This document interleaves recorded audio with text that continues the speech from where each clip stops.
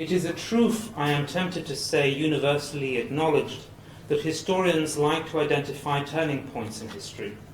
Historians of anti-Semitism are no different.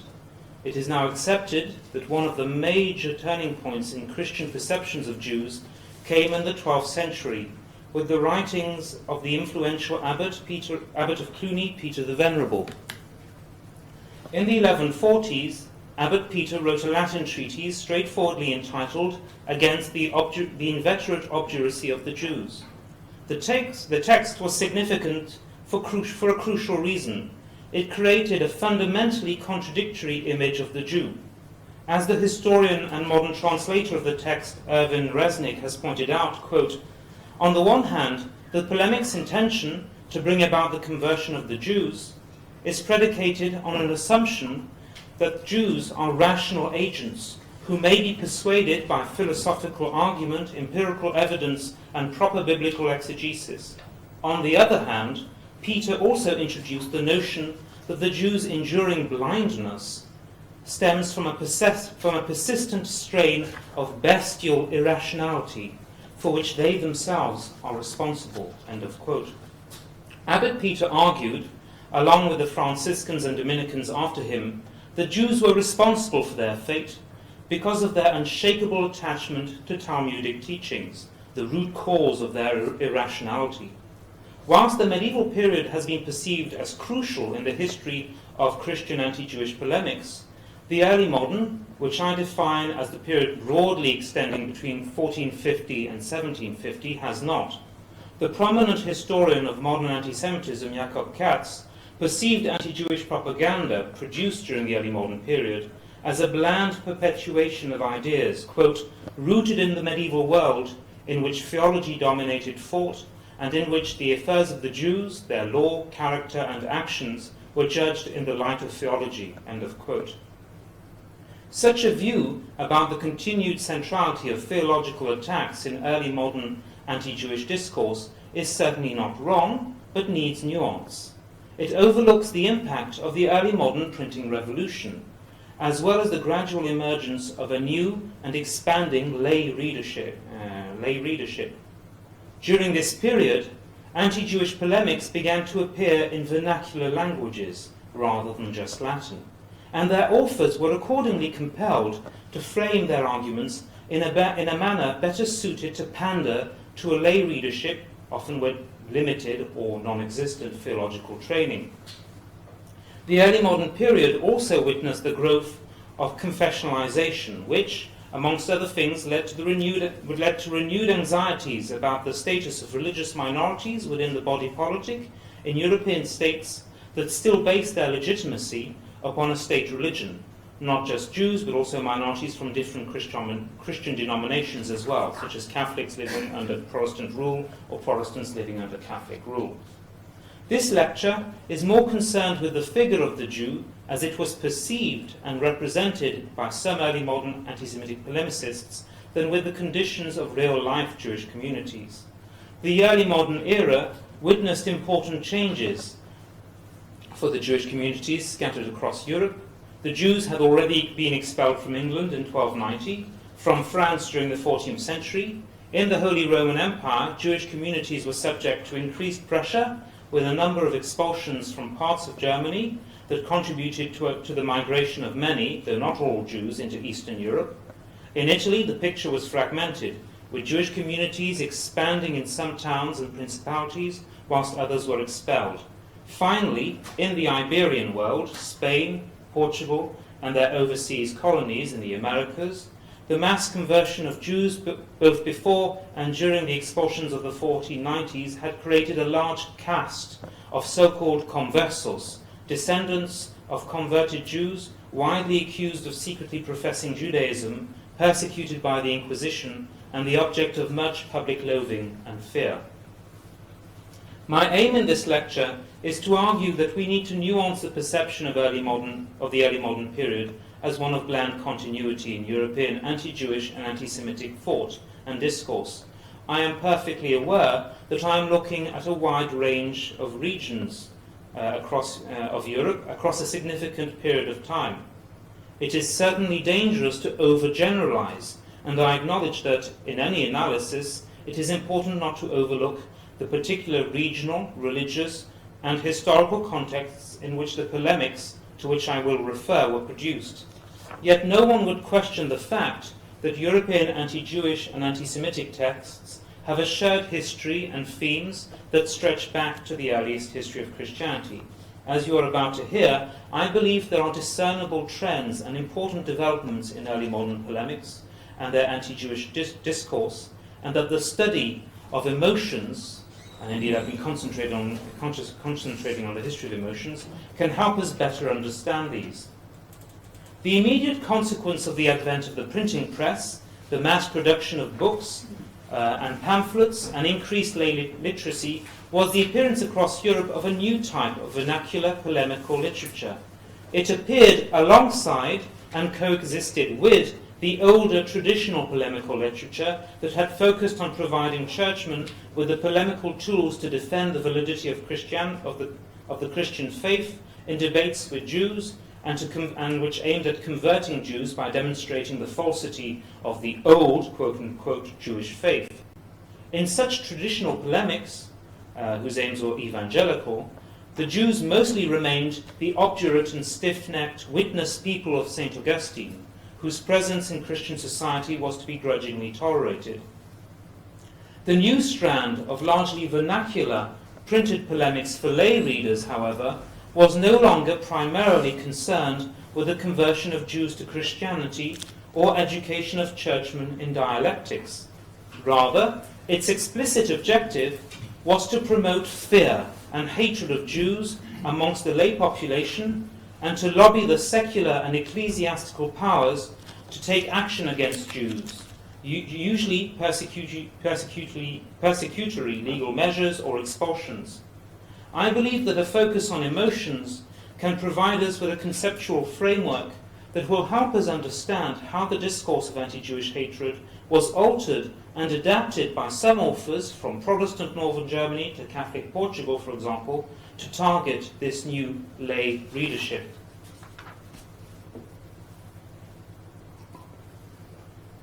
Sarah Ahmed has emphasized in her work the cultural politics of emotion that the effective politics of fear create narratives seeking to demonize others and work by, quote, generating a subject that is endangered by imagined others whose proximity threatens not only to take something away from the subject, but to take the place of the subject, end of quote.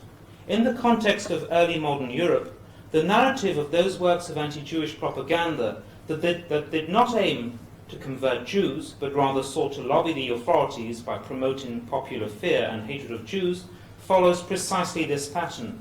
From Protestant writers in northern Germany to writers in Catholic Iberia, many Christian polemicists presented Judaism as an existential threat to Christianity, a competitor religion that sought either to convert Christians and subvert Christianity, or to kill Christians and to destroy Christianity. A number of authors of early modern polemics explicitly state their belief that the potential for the genuine conversion of Jews to Christianity was limited to a few exceptional individuals. This was the view adopted by Alonso de Espina, the mid-15th century Spanish author of an anti-Jewish work entitled Fortress of Faith, although in Latin it was the precursor of and source of inspiration for many vernacular works in later centuries, enjoying enormous popularity and regularly cited in both northern and southern Europe. For Espina, genuine conversions are possible, but exceptionally rare. Most conversions are more likely to be spurred by insincere motives, notably the lust for quote-unquote earthly wealth. The examples of genuine conversions that Espina highlights involve miracles in which the conversion of a Jew or Jewess is not the result of a spontaneous decision to recognize the validity of Christianity, but rather a response to miraculous circumstances over which the individual has little or no control, such as after observing a miraculous symbol of the cross appear on clothing, or in the case of one woman accused of adultery being saved from the fury of other Jews by the Blessed Virgin Mary. In following centuries, such a pessimistic outlook upon the potential for Jewish conversions was repeated by many authors in both Catholic and Protestant Europe, though not all. Again, I would caution against generalization. Martin Luther certainly made it clear in his 1543 opus von der Juden und ihren Lügen, okay, pronunciation in German, on the Jews and their lies, that the work was not written with the purpose of converting Jews, since he considered religious disputation with Jews to be pointless, and that it was, quote-unquote, impossible to convert obdurate Jews for reasoned argument. The same despair was shared by some in southern Europe. One Portuguese doctor of theology, who later became a bishop, made his feelings clear with a remarkable medical metaphor in a sermon printed in 1629. And I'm quoting here, "It is the doctrine of Galen that when a patient comes to a state where there is no hope left for his life, he ought not to receive any further remedies, so that these remedies should not lose their prestige. This Jewish disease, gentlemen, is terminal, and it has lasted for more than 1600 years. These people are paralyzed, and in accordance with the pulse we have taken today, there is no longer any hope for their improvement. Let us therefore not offer them any more of the medicines that have cured others," it means of course the Christian faith, "so that these should not lose their reputation for healing." The monstrous figure of the Jew, the practitioner of black magic, the desecrator of consecrated hosts, and worst of all, the pitiless murderer of Christian children for ritual purposes, was well established during the late medieval period and early modern period as well. The dehumanization of the figure of the Jews went beyond their traditional characterization as weak, fearful, and cowardly, and insisted instead in many of these works on representing them as collectively consumed by the emotion of hate, a hatred of Jesus Christ that logically led them to entertain a burning, quasi-rabid hatred of all Christians. This image of the hating Jew effectively allowed some early modern polemicists to turn the tables on Jews. The Jews are transformed from a minority persecuted by Christians to a minority effectively persecuting Christians, the majority. However paradoxical this may seem when set against the historical context and record of expulsions, massacres, and judicial persecution suffered by Jews and conversos. A powerful narrative of Christian victimhood was created in polemical propaganda produced in Central and Eastern Europe as well as the Mediterranean area. Moreover, this emotional dimension in anti-Jewish polemics also contrasted the rational, quote-unquote, faith of Christians with the irrational, quote-unquote, read emotional, rejection of Christianity by Jews. The hatred that the Jews feel for Christianity and Christians is, just like their refusal to accept the messiahship of Jesus Christ, consistently presented as irrational, indeed emotional, leading them into uncontrolled fits of rage and violence against innocent Christians.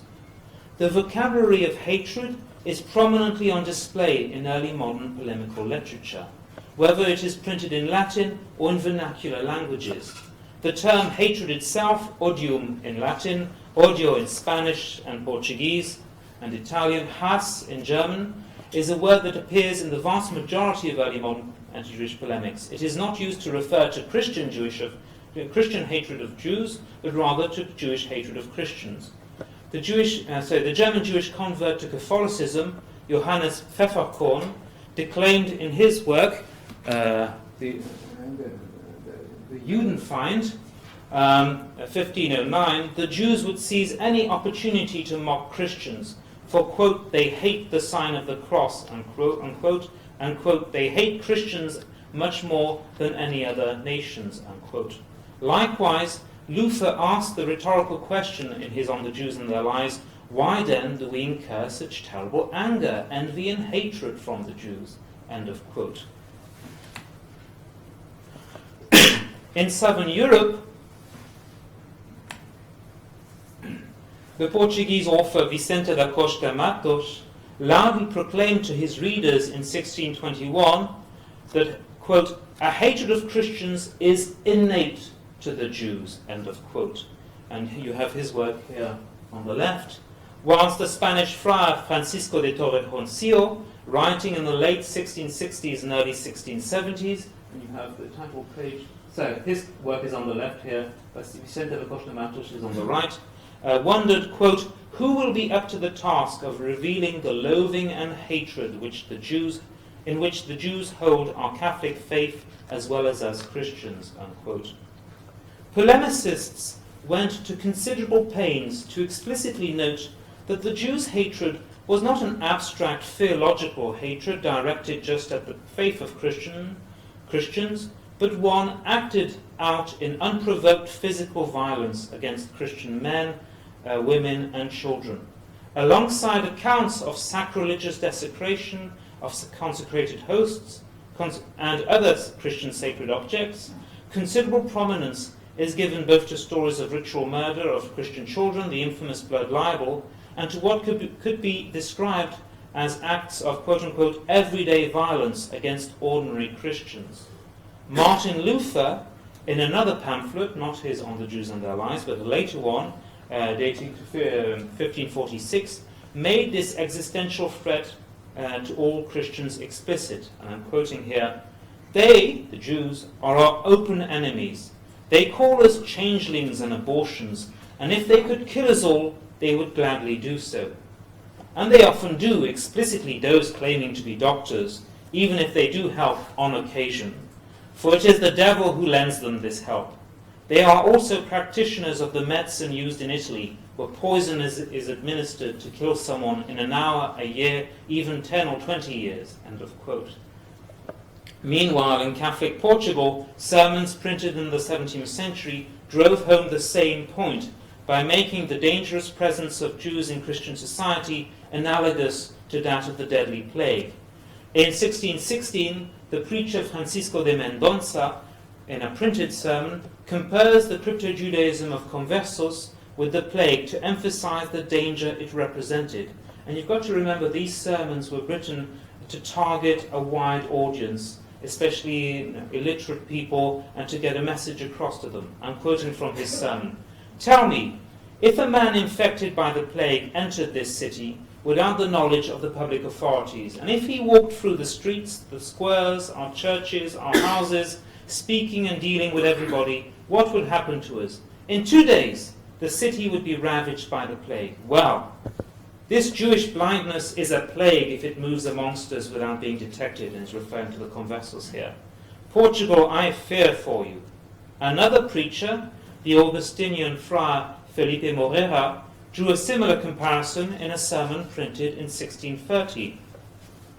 And these sermons were preached in inquisitorial auto da fés, but in order to ensure a widespread dissemination of the message throughout Portugal and as far as, for example, India, the Portuguese colony in India, they would be printed, edited, printed, and disseminated widely. And this is what Mendonça said. This is what Moreira had to say in 1630. The company of Jews is contagious like the plague.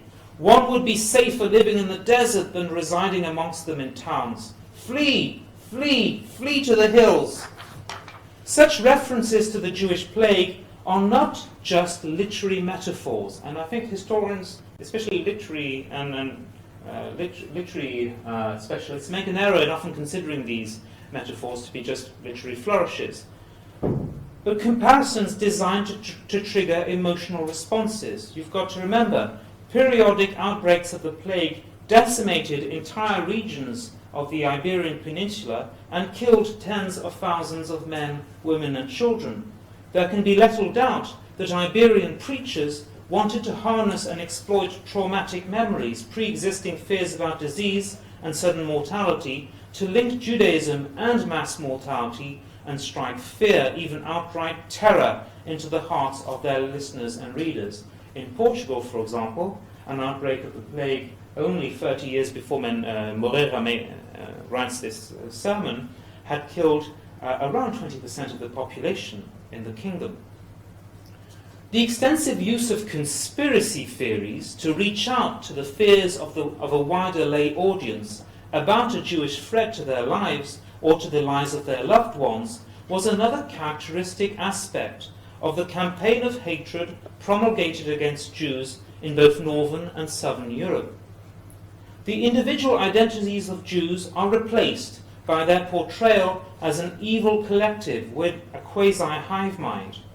The extraordinary spread of the blood libel in Central and Eastern Europe, often spread in vernacular, thanks to in accounts of purported cases printed in vernacular pamphlets, in contrast to the waning of medieval accusations of host desecration, was only one aspect of this. In Spain, Portugal, and France, a clumsy forged letter purporting to have been sent by the Jews of Constantinople in the Ottoman Empire to those of Spain or France, depending on the version, spread the libel of a worldwide Jewish conspiracy to murder Christians and destroy Christendom from within. And this is the Carta que los judíos de Constantinopla enviaron a los del Toledo. It's a forged document, a forerunner, if you will, of the it's analogous to the protocols of the Elders of Zion. Essentially, the Jews in Constantinople, it is alleged, send this letter telling the conversos in Spain how they can take over Spain from within and enslave the Christian population.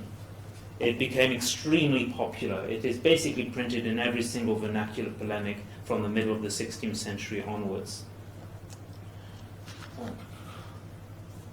The fear of Jewish violence is particularly embodied in the omnipresence of the conspiracy theory of medical murder, which serves as a good case study.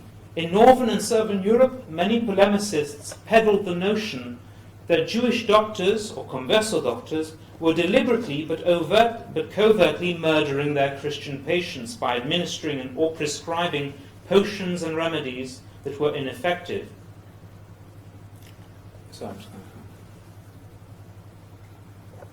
As we have just seen, Luther warned his readers about the Judendoktor, but he was not alone. The 16th century German writer Hans Wilhelm Kirchhoff castigated Christians for being unbesonnene Narren, careless fools, for seeking medical assistance from doctors who were, quote-unquote, their arch-enemies, Erzfeinden. Quote, the Jews who pretend to be doctors not only bring only poverty and physical danger to the Christian who seeks their medical assistance. They are convinced that they are serving God when they cruelly torture Christians, when they kill them secretly, or when they cheat them. They also teach this to both their children and their disciples. We Christians are such careless fools that when our lives are in danger, we turn to our arch enemies in order to save our lives, thus shaming both God and the medicines of righteous Christian doctors, end of quote. The figure of the serial killer Jewish doctor also loomed large in the propaganda produced in southern Europe.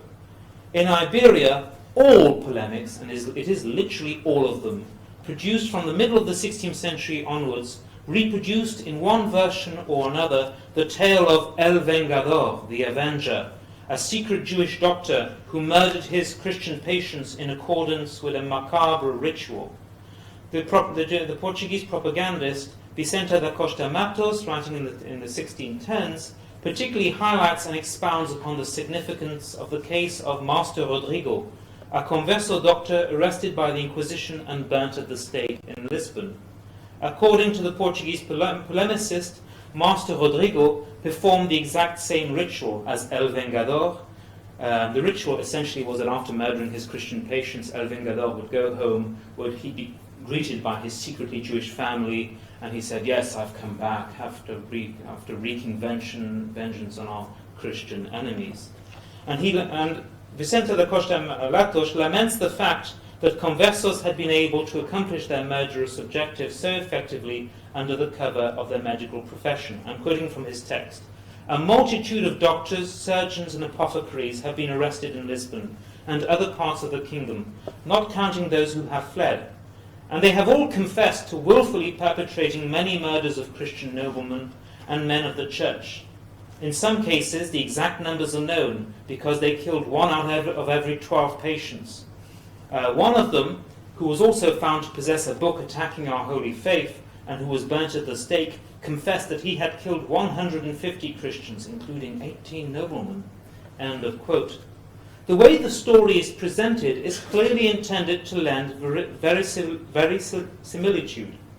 The story appears to have foundations in reality, as a converso doctor named Master Rodrigo was indeed prosecuted by the Inquisition in the 1540s, and his trial dossier is still preserved in the Portuguese National Archives.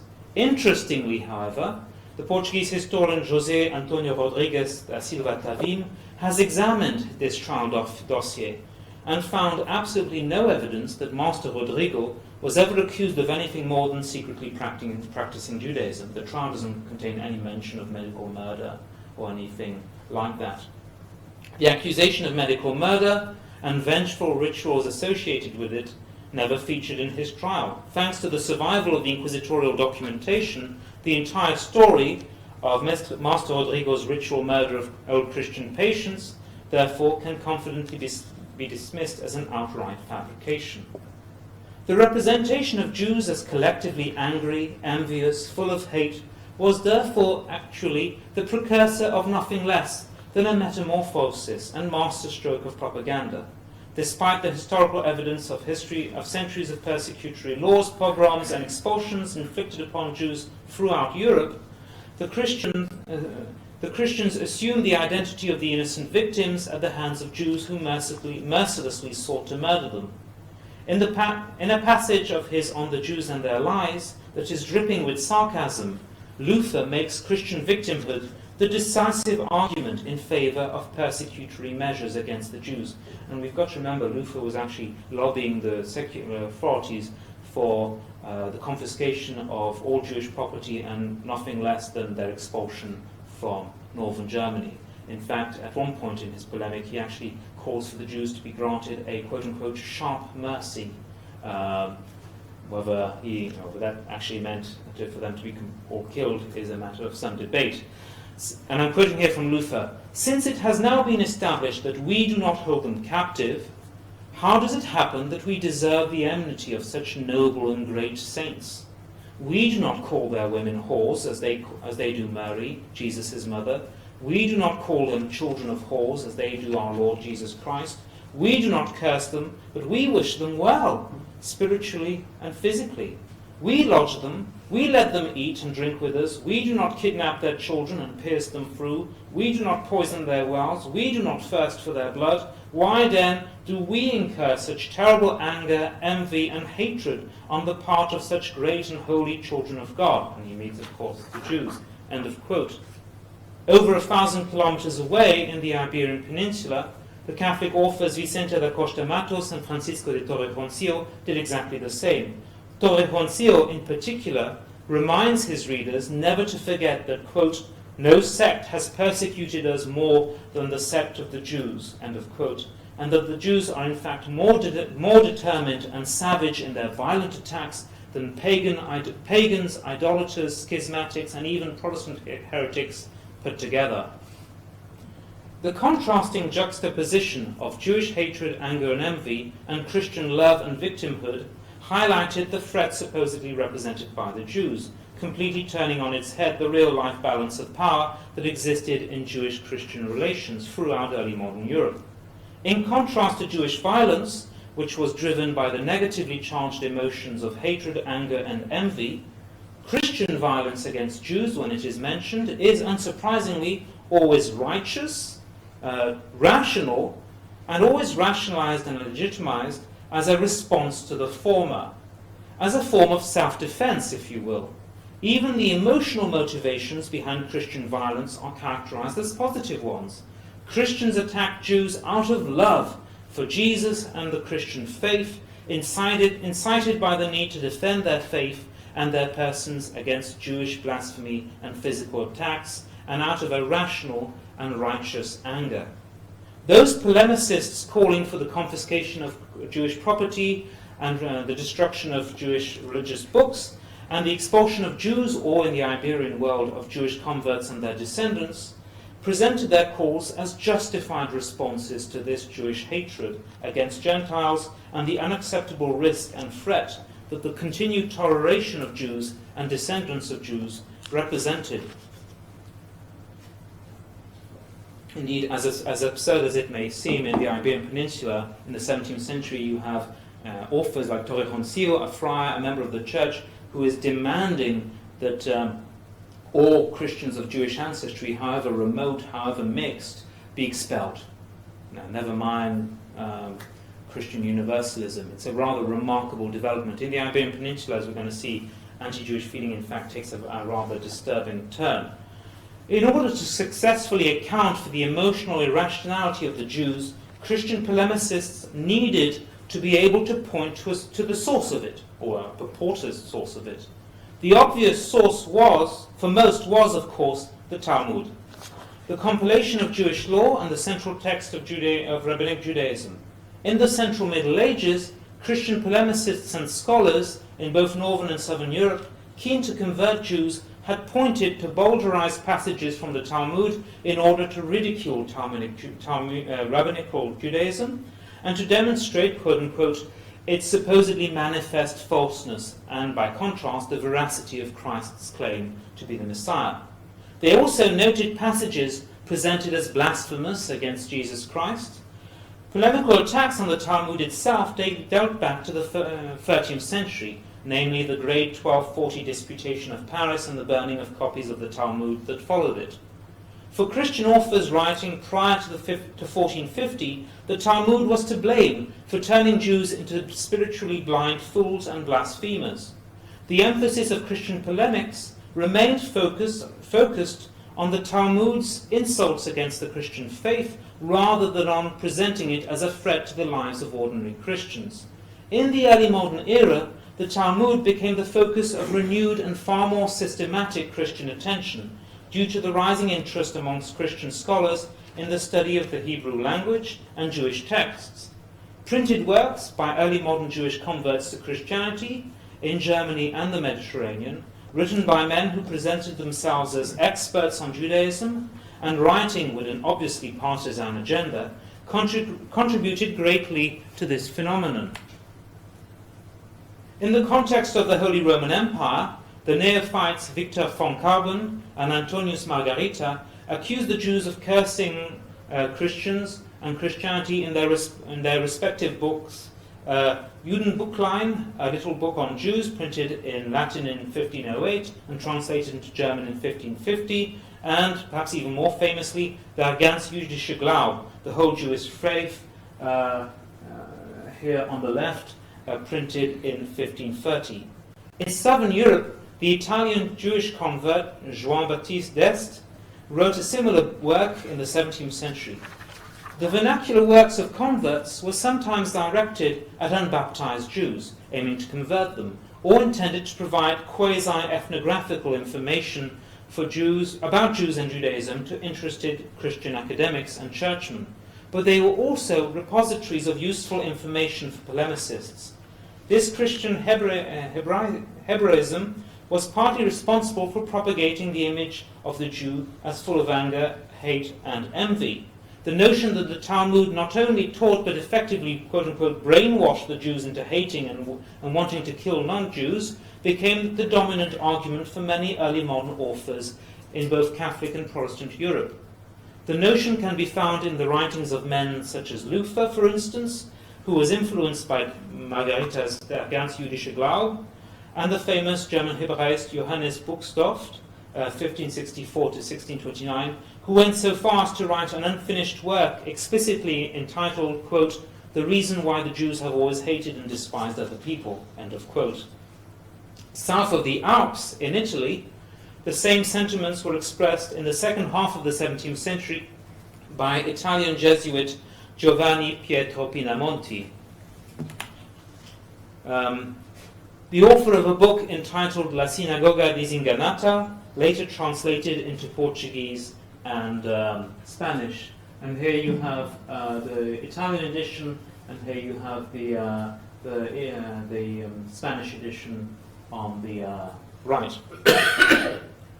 Pinamonti's aim was ostensibly to convert Jews by ridiculing their faith, but his work nonetheless reflects the prominent role given to the Talmud in early modern Christian polemics. He states that the rational judgment and free will of the quote-unquote Talmudists, and he goes so far as to present them as a sect, as he terms them, are clouded by two passions, passioni, literally emotions, hatred and pride. Rendered them totally irrational. These passions were provoked by the Talmud and the teaching of rabbis, whose faith Pinamonti described as, quote-unquote, a demonic religion.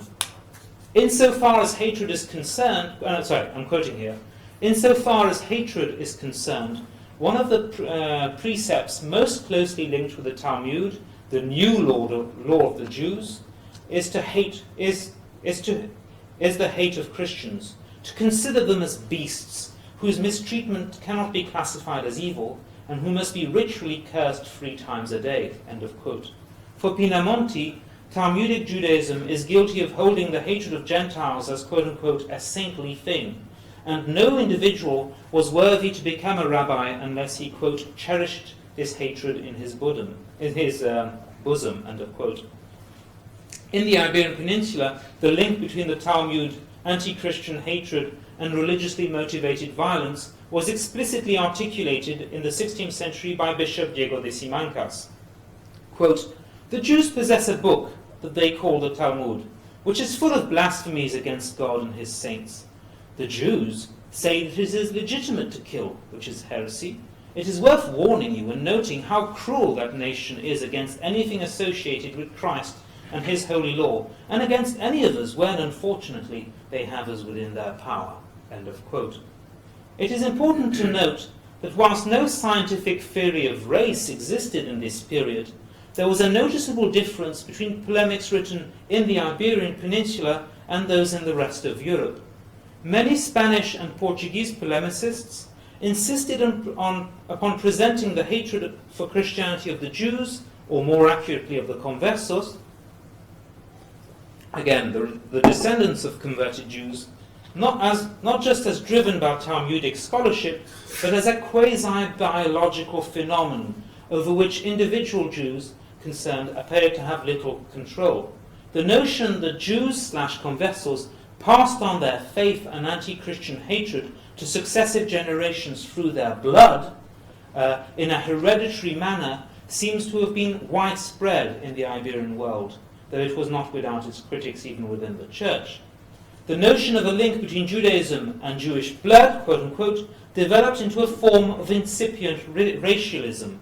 By way of illustration, the Repertorium Inquisitorium, a Spanish manual for inquisitors printed in Valencia, eastern Spain, in 1494 and reprinted in Venice later in 1575, explicitly states that, quote, the Jews transmit the perfidy of the old law to each other from father to son through the blood, end of quote.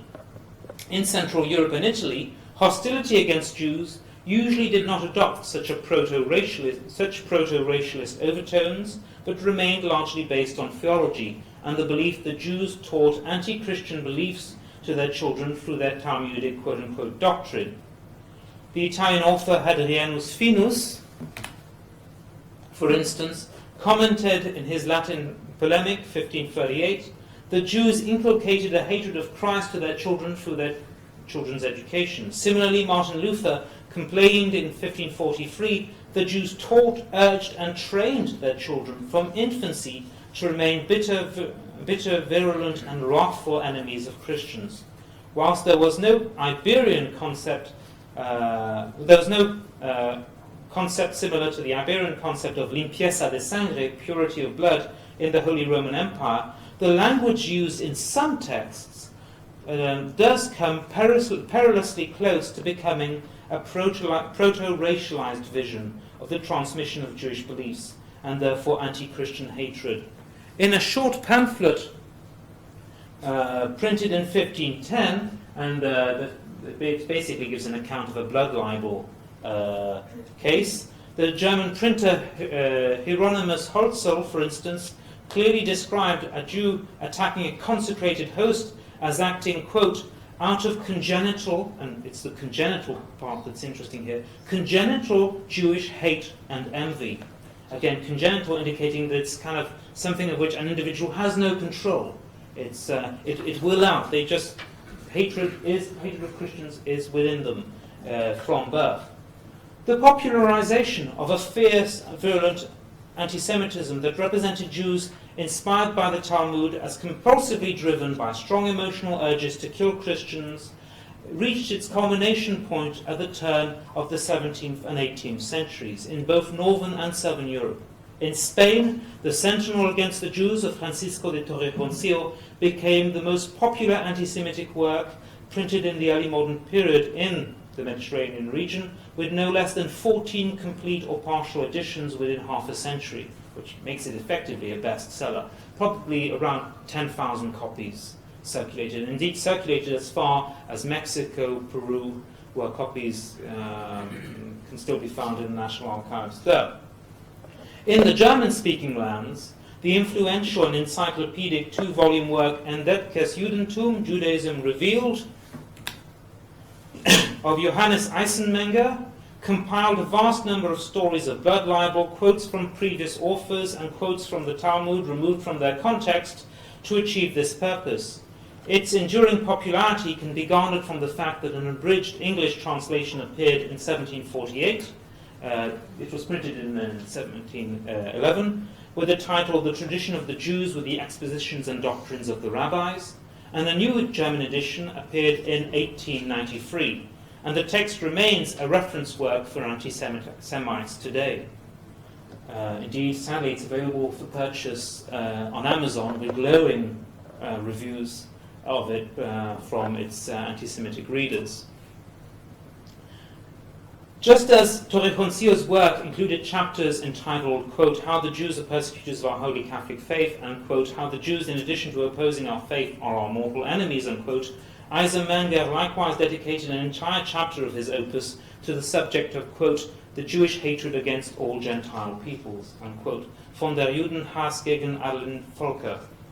To conclude, Sir Ahmed's theory about the effective politics of fear was formulated in reference to tensions within the modern nation-state, but it's just as relevant in an early modern European context.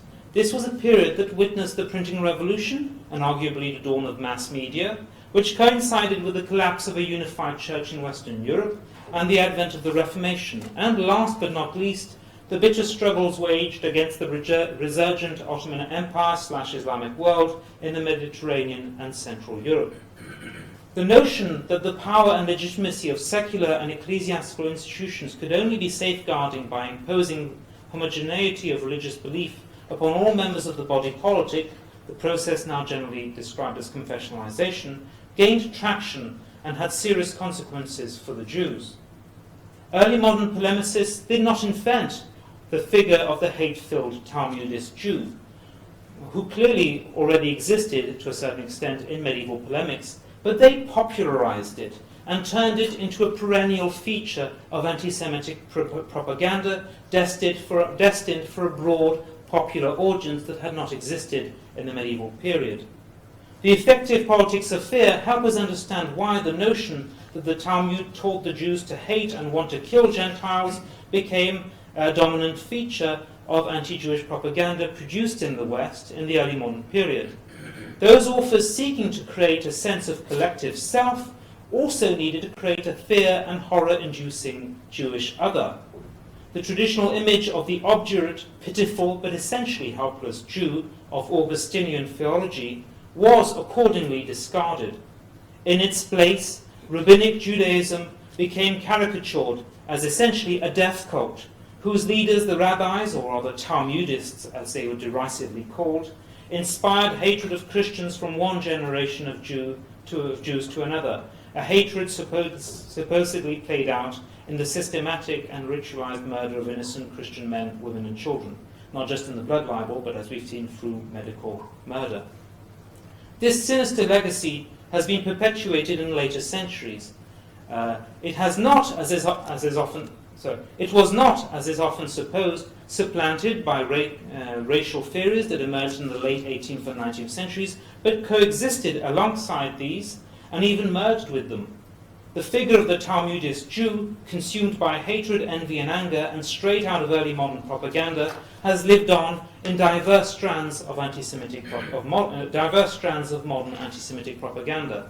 Thus, for example, In 1892, the official Vatican newspaper, the Osservatore Romano, sadly recycled the claim that Jews committed ritual murder, quote, in obedience to the Talmud, unquote. A claim mirrored in Nazi propaganda, such as the 1938 anti-Semitic picture book for children, the Gift Pilz, the Toadstool, which reached out to its younger readers. It was a book intended for children, through rhyme. Quote, in the Talmud it is written what the Jews hate and what they love, what Jews think and how they live, all is ordained by the Talmud.